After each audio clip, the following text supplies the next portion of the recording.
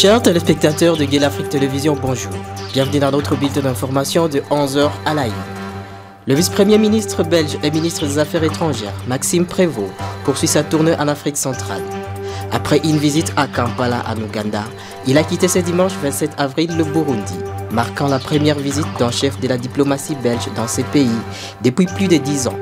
Cette tournée vise à renforcer les liens entre la Belgique et les pays de la région, avec un focus sur la coopération au développement, les dialogues politiques et la sécurité régionale.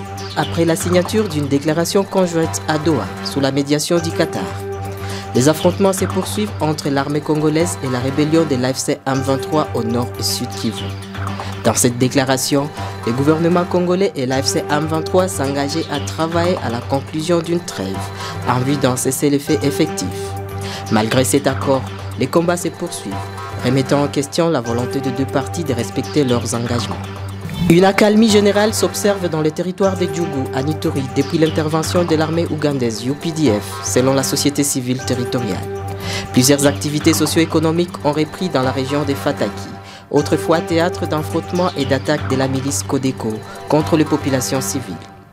L'intervention de l'UPDF, engagée dans le cadre de la lutte contre les groupes armés dans la région, semble avoir contribué à calmer leurs tensions et à permettre un retour progressif à la normale. Des affrontements violents ont éclaté dans les chefferies de Kaziba, dans le territoire de Walungu, province du Sud Kivu. Des affrontements violents ont éclaté dans la chefferie de Kaziba, dans le territoire de Walungu, en province du Sud Kivu, samedi soir.